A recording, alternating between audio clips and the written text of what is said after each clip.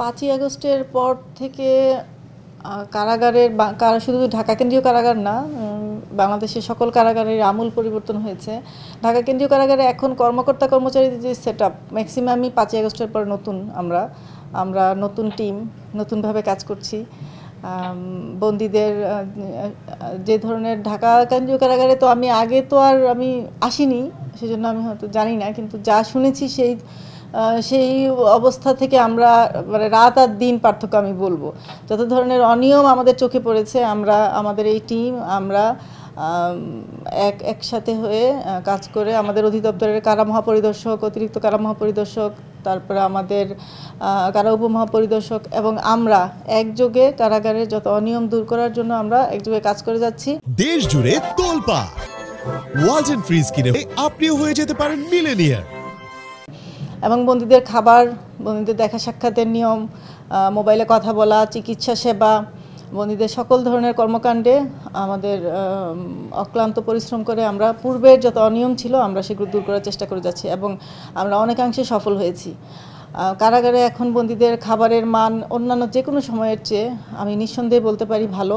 বন্দীদের সন্তুষ্টি আছে, কারণ আমি প্রতিদিন বন্দীদের কাছে যাই, বন্দীদের কাছ থেকেই শুনি কোনো সমস্যা আছে কিনা, এবং সমস্যা থাকে যে কোনো সমস্যা থাকলে সেটা সাথে সাথে সমাধানও করে দিই।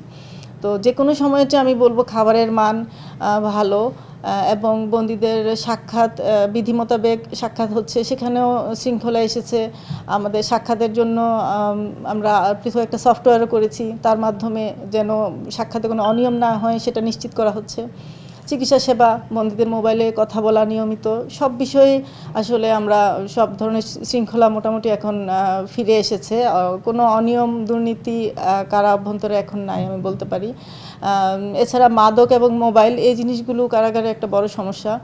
মাদক এবং মোবাইলের বিরুদ্ধেও আমাদের অভিযান একেবারে অব্যাহত আছে। তল্লাশি কার্যক্রম খুব জোরদার করা হয়েছে কারা অভ্যন্তরে। আমার তো মনে হয় না ঢাকা কেন্দ্রীয় কারাগারে বিগত 10 বছরেও এত তল্লাশি হয়েছে, যে তল্লাশিটাই গত 6 মাসে হয়েছে, যত সংখ্যক তল্লাশি।